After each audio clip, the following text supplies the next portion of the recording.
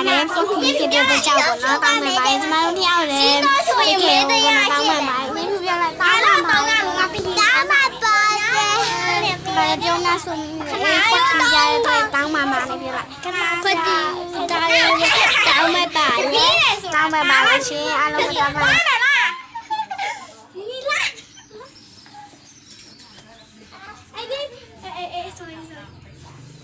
video တပိုင်းနဲ့မပိုင်းနဲ့ရေးရေး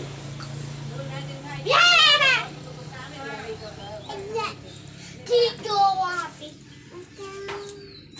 လေအခုချီရကိုအက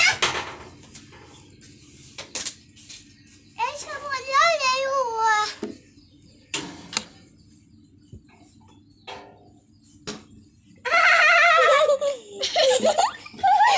ပြောတာမိုက်လားပြောတာပြောတာ